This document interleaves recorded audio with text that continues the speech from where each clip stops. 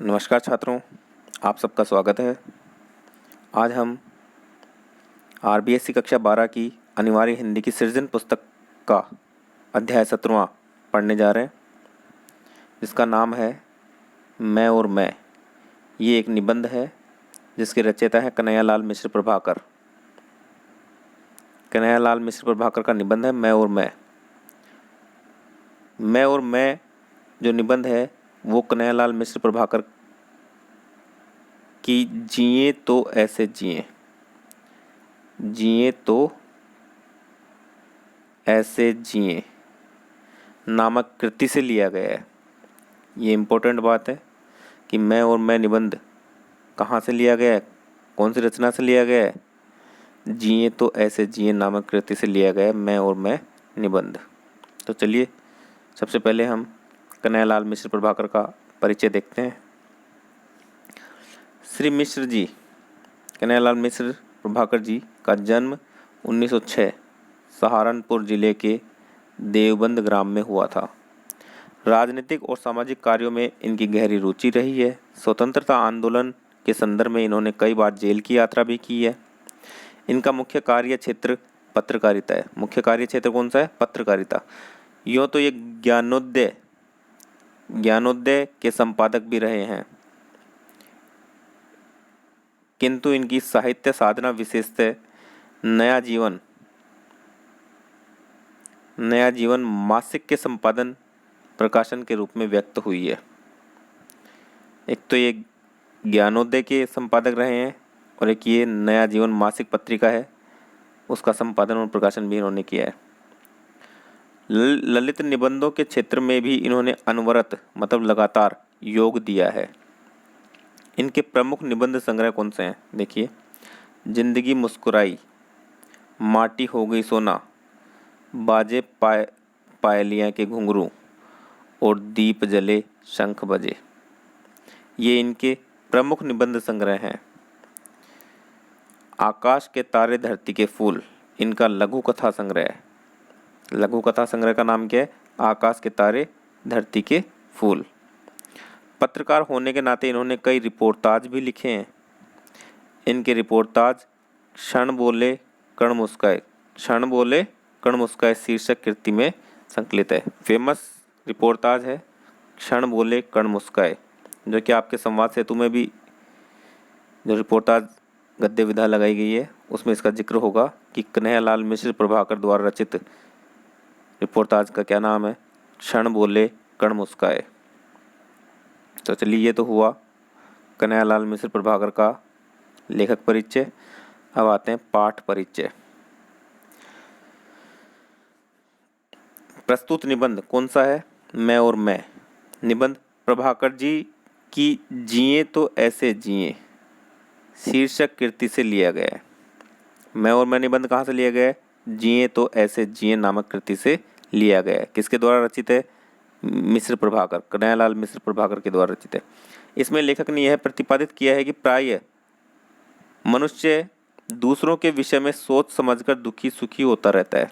दूसरों के बारे में सोच सोचकर हम दुखी रहते हैं, दूसरों के बारे में सोच सोचकर ही हम सुखी रहते हैं। उसका प्राथमिक कर्तव्य यह है कि वह अपने विषय में सोचे, जबकि मनुष्य का प्राथमिक कर्तव्य क्या है? पहला कर्तव्य यह है कि वह अपने बारे में सोचे, लेकिन हम लोग ऐसा नहीं करते, हम दूसरों के बारे में सोचते हैं। अपने कर्तव्य का पालन करें और निरंतर कर्मरत बने रहें।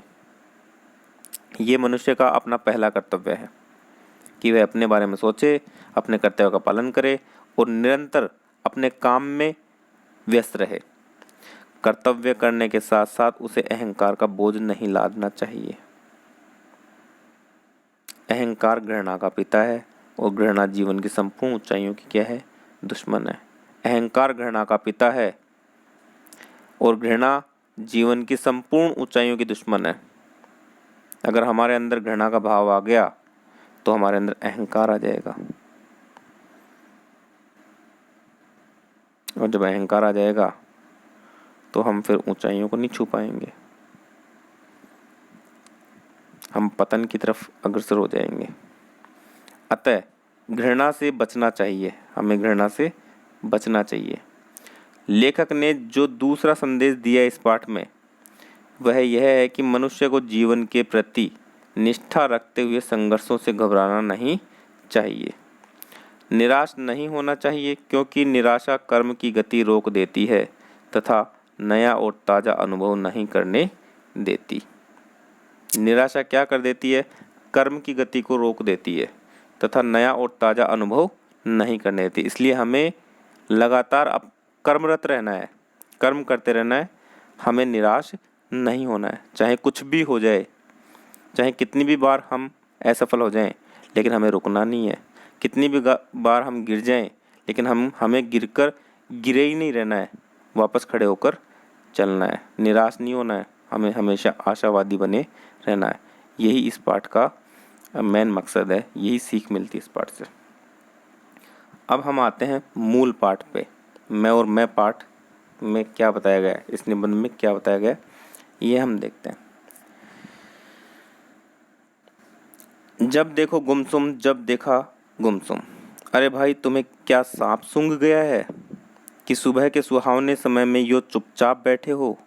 तुमसे अच्छे तो देवी कुंड के कछुए ही हैं कि तैरते नजर तो आ रहे हैं। उठो, 2-4 किलकारियां भरो और अंगीठी के पेट में गोला डालो, जिससे अपना भी पेट गरमाए। मतलब सर्दी का मौसम चल रहा है,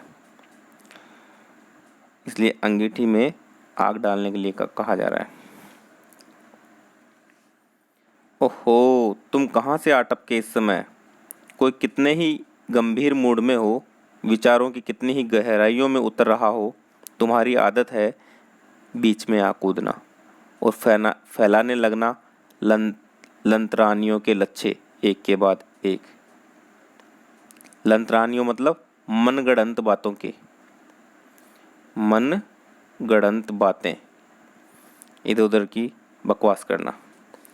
यह सच है कि यह बहुत बुरी आदत है। यह सच है कि यह बहुत बुरी आदत है। तो हम लंतरानियों के लच्छे फैलाते हैं।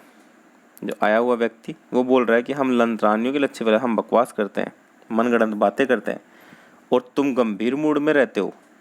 सच्चाई यह है भाईजान कि ज़माना बहुत ख़राब है।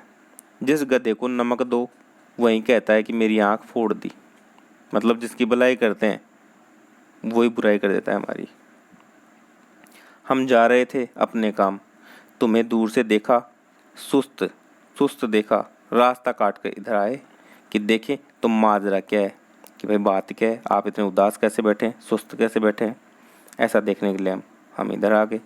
जो आया हुआ व्यक्ति है वो बोल रहा है, और मामला कुछ गड़बड़ हो तो कुछ मदद करें। मतलब हम तो आपकी मदद करने के लिए आए हैं, पर तुम्हारे तेवर कुछ ऐसे बदले हुए हैं कि जैसे हम सुबह सुबह 4 रुपये उधार मांगने आ गए हों, और पहले इसी तरह हाथ उधार उठाए रुपये हमने अभी तक वापस न किए हों। बहुत अच्छे रहे कि आप तो हमसे इस प्रकार से बिहेव कर रहे हैं कि हम आपसे उधार मांगने आए और पहले का उधार भी नहीं चुकाया और अब वापस उधार मांगने आ गए। इस प्रकार आप हमारे ऊपर गुस्सा हो रहे हो। ना, यह बात नहीं है। तुम्हारा आना सर आँखों पर। तुम भी यह क्या बात कह रहे हो, पर बात यह है कि मैं इस समय बहुत गहरे चिंतन में था। और लो बताऊं तुम्हें, गहरे चिंतन में क्या था? मैं अपने आप में खोया हुआ हूँ आज। लेखक बोल रहा है कि मैं अपने आप में खोया हुआ हूँ आज। वाह भाई वाह, क्या कहने। लो फिर बताऊं तुम्हें मैं भी एक बात, कि आज तुमने ऐसी दूर की हाँकी कि अब तक के सब छोंक मात हो गए। क्या तो बहुत लंबी फेंक दिया कि मैं अपने आप में खोया हूँ। हाँ जी, तो आज तुम अपने आप में खोए हुए हो मियाँ। खोए हुए हो तो डोंडी पिटवाओ या पुलिस में रिपोर्ट लिखवाओ। भाई तुम खोए हुए हो तो डोंडी पिटवाओ, खबर करो मोहल्ले में, गांव में, ढाणी में, या पुलिस में रिपोर्ट लिखवाओ कि तुम खो गए हो। खड़े खड़े क्या देख रहे हो भैंगे बबूल से? तुम तो अजीब आदमी हो कि मैं कह रहा हूँ संत स्वभाव एक गहरी बात, और तुम उड़ा रहे हो गुटप्पे। मतलब तुम तो मजाक बना रहे हो मेरी बात का, जबकि मैं तो एक सही बात बता रहा हूँ, संत स्वभाव की बात बता रहा हूँ कि मैं आज अपने आप में खोया हुआ हूँ, गंभीर चिंतन कर रहा हूँ, और तुम मेरी बात का मजाक उड़ा रहे हो।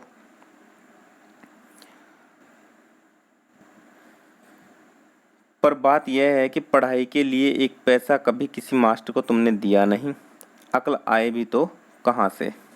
लो फिर मैं आज तुम्हें तुम्हारे ही जैसों की एक कहानी सुनाता हूँ।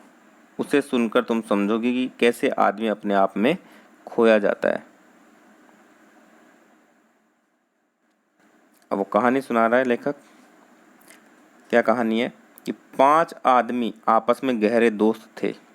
करने धरने को कुछ नहीं, खाने को दोनों समय रोटी और पीने को भंग चाहिए। भांग जिसको हम कहते हैं, नशीला पदार्थ है भांग।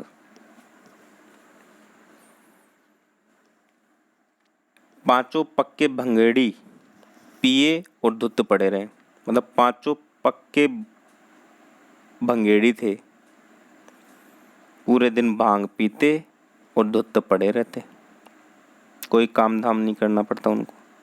एक दिन कहीं मंदिर में बैठे घोट रहे थे, क्या भांग घोट रहे थे, कि उन पांचों की स्त्रियां इकट्ठी होकर जा पहुंची और लगी दिल के गुब्बार निकालने, अपना गुस्सा निकालने लगी, सुनाने लगी। जो 10-5 आदमी वहां आए थे उन्होंने भी इन स्त्रियों की बात का समर्थन किया कि ये बिल्कुल सही कह रही हैं। बड़ी बेइज्जती हुई और पांचों ने कहीं परदेश में जाकर रोजगार करने का फैसला लिया। पांचों चल पड़े। चलते चलते आपस में सलाह की कि भाई होशियारी से चलियो, कहीं रास्ते में ऐसा न हो कि सांझ हो जाए, जरा गहरी और कोई खोया जाए, सांझ हो जाए जरा गहरी और कोई खोया जाए, लौटकर उसकी घरवाली को क्या जवाब देंगे। तो आपस में बातें कर रहे हैं कि होशियारी से चलना, कहीं कोई खो न जाए, वरना उसकी घरवाली को क्या जवाब देंगे। फिर कुछ दूर गए, रात हुई, एक मंदिर में पड़कर सो गए। सुबह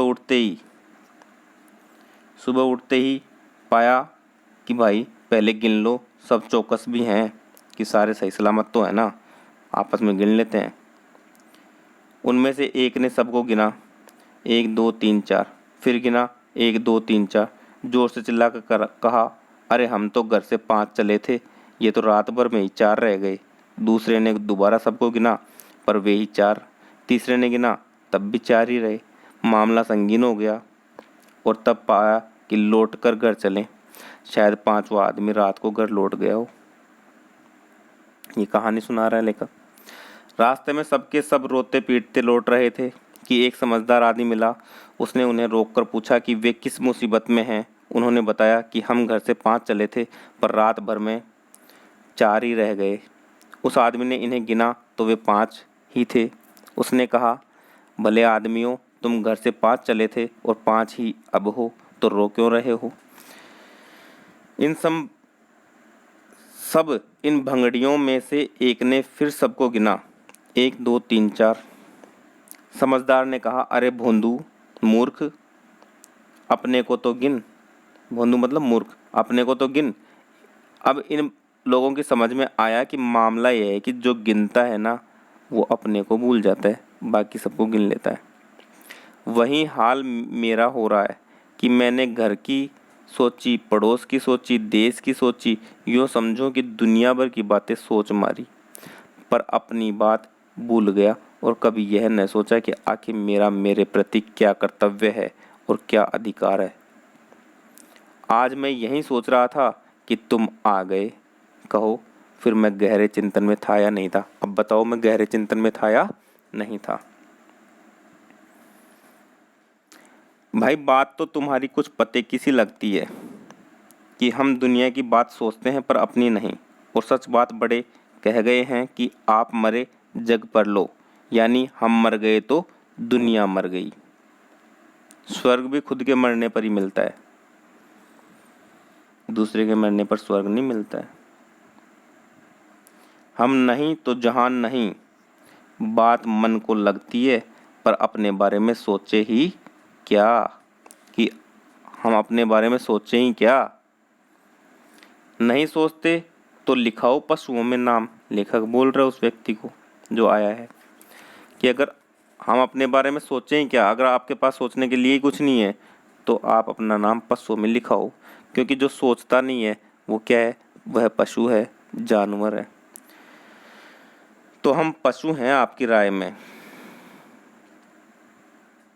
वाह साहब, आप हमें पशु बता रहे हैं, पर भाई यह तो बताओ कि तुम्हें हमारी पूंछ और सींग किधर दिखाई दिए हैं? पूंछ और सींग, पशु बनने के लिए पूंछ और सींग की जरूरत नहीं पड़ती। बात यह है कि पशुता और मनुष्यता दो भाव हैं। पशुता और मनुष्यता ये दो भाव हैं। जो पहले सोचे और फिर चले वह मनुष्य है। जो सोचे कुछ नहीं, बस जिधर हवा ले जाए चला चले, वह क्या है? पशु है। अब आई तुम्हारी समझ में मेरी बात कि जो सोच समझकर काम करे वो तो मनुष्य है, पहले सोचे फिर कार्य करे वो मनुष्य है, और जो बिना सोचे समझे हवा के रुख के अकॉर्डिंग अपना कार्य करे वो क्या है? पशु है, जानवर है। तो सोचना क्या है? जरूरी है। जी हाँ, सोचना जरूरी है, और अपने बारे में सोचना जरूरी है। दुनिया के बारे में तो हम सोचते आ रहे हैं, अब अपने बारे में भी सोचना जरूरी है कि अपना अपने प्रति क्या कर्तव्य है और क्या अधिकार है। मैं यही जरूरी कार्य कर रहा था कि तुम आ गए। महाकवि शेख शादी एक दिन अपने बेटे के साथ, अब अगली बात बताई जा रही है कि महाकवि शेख शादी एक दिन अपने बेटे के साथ सुबह की नमाज पढ़कर लौट रहे थे। उनके बेटे ने देखा कि रास्ते के दोनों तरफ वाले घरों में अभी तक बहुत से आदमी सोए पड़े हैं। उसने अपने पिता से कहा, अब्बा, ये लोग कितने पापी हैं कि अभी तक पड़े सो रहे हैं और नमाज पढ़ने नहीं गए। विचारक शेख सादी ने दुख भरे स्वर में कहा, बेटा, बहुत अच्छा होता कि तू भी सोता रहता और नमाज पढ़ने न आता। बेटे ने आश्चर्य से पूछा, ये आप क्या कर रहे हैं मेरे अब्बा? शेख सादी ने और भी गहरे में डूबकर कहा, अब तू दूसरों की बुराई खोजने के इस भयंकर पाप से तो बचा रहता। तब तब तू दूसरों की बुराई खोजने के इस भयंकर पाप से तो बचा रहता मेरे बेटे। कब? जब तू भी नहीं आता मेरे साथ। अब तू मेरे साथ आ गया तो तू ये भयंकर पाप कर रहा है। नमाज पढ़ के कोई तू अच्छा नहीं कर रहा है, उससे पहले तू क्या कर रहा है? ये पाप कर रहा है, दूसरों की कमियां निकालने का, कि ये लोग कितने गंदे हैं, अभी तक नहीं उठे और ये नमाज पढ़ने नहीं जा रहे। अगर तू नहीं आता तो कम से कम इस बुराई से तो बचता। मतलब यह है कि अपने बारे में सबसे पहले जो बात सोचने की है वह यह है कि मेरा यह अधिकार है कि मैं अच्छे काम करूं, अपने जीवन को ऊंचा उठाऊं, पर मेरा यह कर्तव्य भी है कि जो किसी कारण से अच्छे काम नहीं कर रहे हैं या साफ शब्दों में गिरे हुए हैं, उन्हें अपने कामों से ऊंचे उठने की प्रेरणा देते हुए भी उन पर अपने अहंकार का बोझ न ला दूं। हाँ, हम अच्छा काम करें, लेकिन हम अच्छा काम करके अपने अहंकार का बोझ दूसरों पर न ला दें, क्योंकि अहंकार क्या है? घृणा का पिता। अहंकार घृणा का पिता है, और घृणा जीवन की संपूर्ण ऊंचाइयों की क्या है? दुश्मन। जब हमारे अंदर घृणा का भाव जाग जाता है तो हम ऊंचाई की बजाय पतन की तरफ अग्रसर होते हैं। खास बात यह है कि घृणा उसका घात करती है जो घृणा करता है, और इस तरह मैं दूसरों से घृणा करके अपना ही घात करता हूँ, अपना ही नुकसान करता हूँ, अपना ही नुकसान। तो घृणा को रोकना जरूरी है, तो घृणा को रोकना जरूरी है। हाँ जी, घृणा को रोकना, उसे उत्पन्न ही न होने देना बहुत जरूरी है। पर रोकने की बात कहकर तुमने मुझे एक पुरानी बात याद दिला दी। मेरे एक मित्र हैं श्री कौशल जी। देखो, शुरुआत में 5 भंगेड़ियों की बात आई थी, फिर शेख शादी की बात आई है, अब तीसरी बात है कौशल जी की। इसमें क्या है देखते हैं। मेरे एक मित्र हैं कौशल जी, उन्हें अपने जीवन में पहली असफलता मिली कि एंट्रेंस पास न कर सके, और 9th में ही उन्हें स्कूल को नमस्कार करना पड़ा। मतलब 10वीं पास नहीं कर सके, फेल हो गए, और 9th में ही उन्हें स्कूल को नमस्कार करना पड़ा। इनके कुछ दिन बाद ही उन्होंने छोटा सा प्रेस खोल लिया।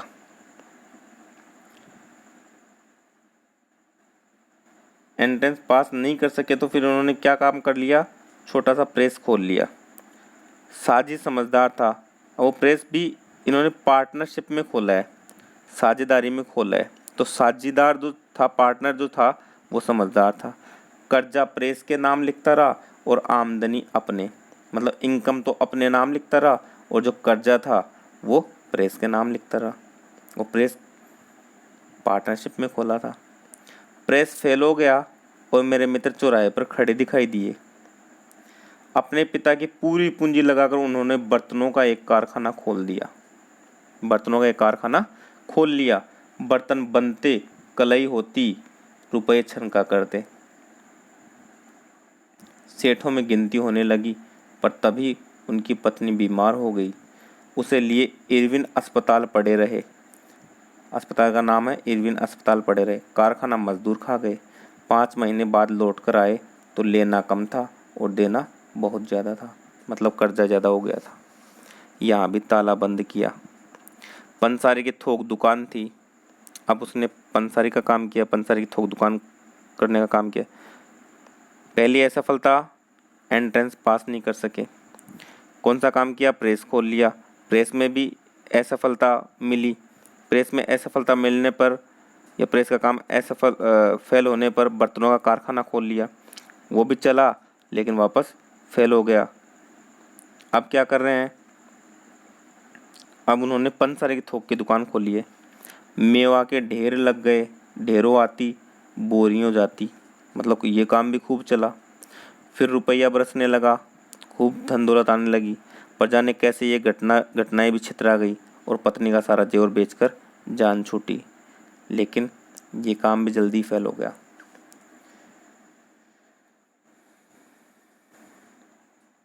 खाली तो रह ही नहीं सकते थे, घर से दूर जाकर होटल खोल लिया। अब अगला काम क्या किया है, होटल खोलने का किया है। होटल चला, चमका और ठप हो गया। चला, खूब अच्छा चला, खूब अच्छा चमका, खूब अच्छी आमदनी हुई उससे, लेकिन वो भी एक दिन क्या हो गया, ठप हो गया, फेल हो गया। वहाँ से भी हटे और अपने संबंधी की सोडा वाटर फैक्ट्री में बैठने लगे। अब अगला काम क्या कर रहे हैं, अपने रिश्तेदार की सोडा वाटर फैक्ट्री में काम करने लग गए। यहाँ से एक बीमा कंपनी में गए, यहाँ भी ज़्यादा दिन नहीं टिक सके। यहाँ से किस में गए, बीमा कंपनी में चले गए। खूब चमके, खूब अच्छा काम चलने लग गए यहाँ पे भी। बीमा कंपनी में डायरेक्टरों का कुछ झमेला मचा तो इन्होंने शरबत की दुकान खोल ली। जब बीमा कंपनी में भी डायरेक्टरों का मतलब नहीं हो पाया, साझेदारी नहीं चल पाई, तो वहाँ से भी इन्होंने हटकर शरबत की दुकान खोल ली। शरबत की दुकान भी खोल ली, उसमें भी फेल हो गए और एक अखबार निकाल दिया। बाद में इन्होंने क्या किया, शरबत की दुकान के बाद अखबार निकाल दिया। दोनों खूब चले, सॉरी, शरबत की दुकान भी खोल ली और एक अखबार निकाल दिया। ये दोनों काम साथ साथ कर रहे हैं। दोनों खूब चले पर चलकर टिके नहीं, चले ही गए। मतलब दोनों काम खूब चले लेकिन चलकर टिके नहीं, चले गए, अर्थात ये दोनों काम भी फेल हो गए। शरबत की दुकान भी चलना बंद हो गई, अखबार भी चलना या बिकना बंद हो गया। अब यह एक बहुत बड़ी कंपनी के मैनेजर डायरेक्टर थे। अब ये कंपनी में मैनेजर डायरेक्टर हो गए। यहाँ से ऐसे चमके कि पिछली सब चमके धीमी पड़ गई। यहाँ सबसे ज़्यादा आमदनी हुई इनकी, बहुत ज़्यादा पैसे कमाने लग गए। एक बार तो ऐसी हवा बंदी कि गांठ बंध गई, मतलब खूब पैसा कमाया। पर फिर वे ही बहुत सी बातें इकट्ठी हुई और कंपनी में क्या लग गया, ताला पड़ गया। मेरे मित्र अब पुस्तक प्रकाशक थे। अब क्या हो गए, पुस्तक प्रकाशक। बाजार उनकी पुस्तकों से दाया हुआ था, मतलब भरा पड़ा था। इतनी बढ़िया पुस्तकें थी, धूम थी उनकी बाजार में उनकी पुस्तकों की। खूब जोर रहे, खूब चलती थी। देश स्वतंत्र हुआ, उन्हें एक यात्रा के बीच में एक जाति के लोगों ने उतार लिया और जाने कितने दिन बंदी रहे। एक जाति विशेष के लोगों ने इन्हें कहीं जाते समय यात्रा से उतार लिया और बंदी बना लिया। जाने कैसे बच्चे और कहाँ कहाँ भटकते रहे, बहुत दिन बाद एक पत्रकार के रूप में प्रकट हुए। वहाँ से जैसे तैसे जान बचाकर निकले होंगे और निकलने के बाद में रोजी रोटी के लिए उन्होंने कौन सा काम किया, पत्रकारिता का काम किया, और अब शांति के साथ सम्मान की और व्यवस्था की ज़िंदगी बिता रहे हैं। उन्हें देखकर बराबर मेरा दिमाग चक्कर में रहता कि ये सज्जन कितने अद्भुत हैं कि इतनी असफलताओं के थपेड़े खाकर भी निराश नहीं हुए। आप ही सोचो कितनी असफलताएं मिली हैं इन कौशल जी को, बावजूद इसके इन्होंने कभी हार नहीं मानी, कभी निराश नहीं बैठे कि ज़िंदगी समाप्त हो गई। आजकल अगर किसी व्यक्ति के साथ ऐसा कुछ होता है तो वो हार मान लेता है, निराशावादी हो जाता है कि अब मेरी ज़िंदगी में कुछ ही नहीं बचा, मैं तो बर्बाद हो गया।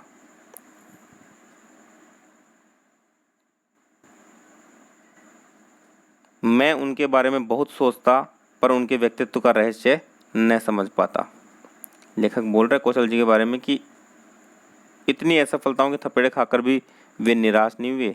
मैं उनके बारे में बहुत सोचता पर उनके व्यक्तित्व का रहस्य न समझ पाता कि आखिर कारण क्या था कि वे कभी हार नहीं माने। एक दिन एक अन्य मित्र आए, श्री सिंघल। अब सिंघल जी के बारे में बता रहे हैं। शुरू में 5 बंगेड़ियों की बात बताई गई थी इस निबंध में,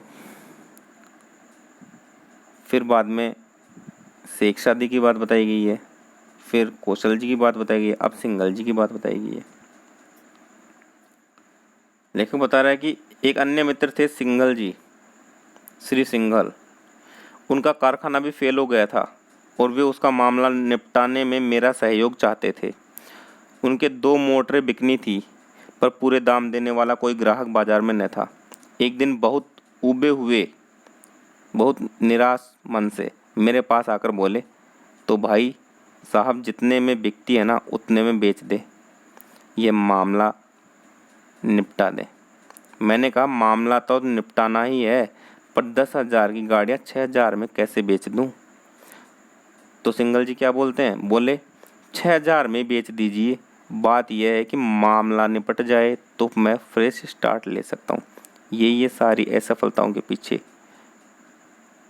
निराश न होने का कारण कि अगर पुराना मामला पूरी तरह से निपट जाए तो मैं फ्रेश स्टार्ट ले सकता हूँ। फ्रेश स्टार्ट का अर्थ बताया गया नया ताज़ा आरंभ, कि कोई नहीं, अगर मैं असफल हो गया कोई दिक्कत नहीं है, पूरी तरीके से उस मामले को निपटा कर आप नए सिरे से, नए ऊर्जावान तरीके से आप पूरी ऊर्जा नए कार्य में लगाओगे तो आप पक्का अगले काम में सफल हो जाओगे। कोई नहीं, अगर आप उसमें भी असफल हो जाते हो कुछ समय बाद तो कोई नहीं, उसको पूरे मामले को निपटा कर आप पूरी ऊर्जा फिर से नए कार्य में लगाओगे तो आप फिर से सफल हो जाओगे। यही कारण है आशावादी बने रहने का। तो सिंघल जी बोलते हैं कि 6,000 में बेच दीजिए, बात यह है कि मामला निपट जाए तो मैं फ्रेश स्टार्ट ले सकता हूँ। मेरे कानों में पड़ा फ्रेश स्टार्ट, इनका अर्थ होता है नया ताज़ा आरंभ। सुनते ही एक नई ताजगी अनुभव हुई और मैंने सोचा कि हर नया आरंभ अपने साथ एक ताजगी लेकर आता है, कि हर नया आरंभ अपने साथ एक ताजगी, एक तेजी, एक स्फुरण लेकर लिए आता है। तभी याद आ गए मुझे फिर कौशल जी। अब लेखक को फिर से वो कौशल जी याद आ गए कि उनके पीछे क्या कारण था कि वो इतनी बार असफल होने के बाद भी लगातार कर्मरत रहते थे। तभी याद आ गए मुझे फिर कौशल जी, जो जीवन में बार बार असफल होकर भी थके नहीं, ऊबे नहीं और बराबर आगे बढ़ते रहे। और आज ही पहली बार मेरी समझ में आया उनकी इस अपराजित वृत्ति का रहस्य। अपराजित, हार न मानने वाली इस विशेषता का राज मुझे आज समझ में आया कि कौशल जी की का क्या रहस्य था कि वो हार नहीं मानते थे। तो कौन सा रहस्य था? फ्रेश स्टार्ट, नया ताज़ा आरंभ।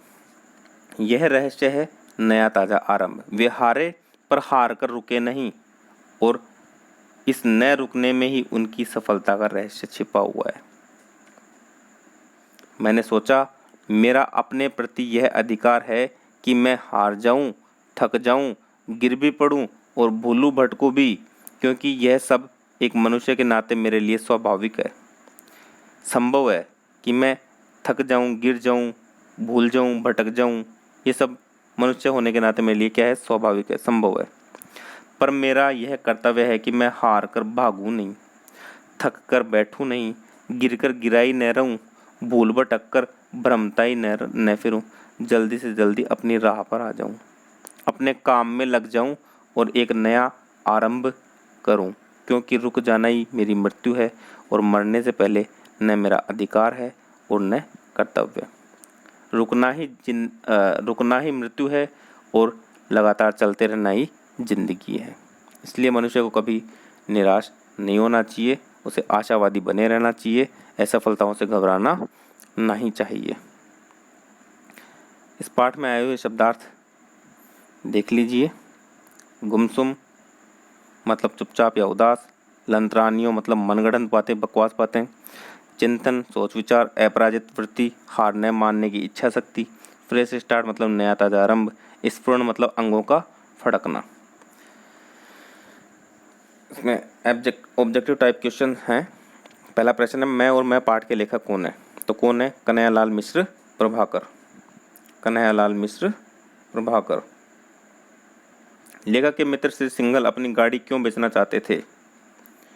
कर्जा चुकाने के लिए, मौज शौक के लिए, पैसे कमाने के लिए, नया व्यापार आरंभ करने के लिए। तो इसका जवाब क्या आएगा? नया व्यापार आरंभ करने के लिए।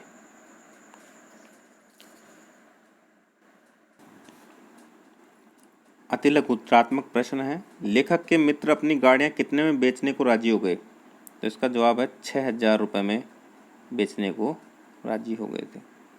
लेखक की दृष्टि में कौशल जी अद्भुत क्यों थे? कौशल जी अद्भुत क्यों थे? क्योंकि वे असफल होने पर भी निराश नहीं हुआ करते थे, इसलिए कौशल जी लेखक की दृष्टि में क्या थे? अद्भुत थे। अगला प्रश्न है, लेखक के मित्र श्री कौशल जी की अपराजित वृत्ति का क्या रहस्य था? हार न मानने वाली विशेषता का क्या रहस्य था? ये रहस्य था कि कभी निराश नहीं होते थे। कौशल जी कभी निराश नहीं होते थे तथा नई ऊर्जा के साथ नया कार्य शुरू कर दिया करते थे। यही उनकी अपराजित वृत्ति का रहस्य था। कभी निराश न होना तथा नया कार्य नई नई ऊर्जा के साथ शुरू कर देना, ये कौशल जी की अपराजित वृत्ति का रहस्य था। अगला प्रश्न है, कौशल जी का प्रेस क्यों फेल हो गया? साझीदार चालाक था, कर्जा तो प्रेस के नाम लिखता गया और आमदनी अपने नाम लिखता गया, इसलिए कौशल जी का प्रेस फेल हो गया। अगला प्रश्न है, पांचों आदमी क्यों रो रहे थे? पांचों आदमी भंगेड़ी थे, घर से चले थे कमाने के लिए, रास्ते में एक मंदिर में जाकर सो गए थे। सोने से पहले उन्होंने गिनती की तब वे 5 थे, लेकिन जब सुबह जागकर वे एक दूसरे को गिनने लगे तो वे 4 ही रह गए थे। प्रत्येक बार गिनने पर उनकी संख्या 4 ही थी, इसलिए वे अपने एक साथी के खोने के कारण से रो रहे थे। अगला प्रश्न है, लेखक ने किन लोगों को पशु कहा है? लेखक ने उन लोगों को पशु कहा है जो सोचते विचारते नहीं है, जो सोचते विचारते नहीं हैं, बिना सोचे ही किसी भी काम को करने लग जाएं, किसी भी दिशा में चलने लग जाएं, वे पशु कहलाते हैं। इस प्रकार से अगर मनुष्य भी बिना सोचे समझे कोई कार्य करेगा तो वह पशु के समान होगा। अगला प्रश्न है, शेख सादी ने अपने बेटे को घर पर सोते रहने के लिए क्यों कहा? शेख सादी ने अपने बेटे को घर पर सोते रहने के इसलिए कहा क्योंकि दूसरों में दोस्त तलाशने को शेख सादी अच्छी बात नहीं मानते थे।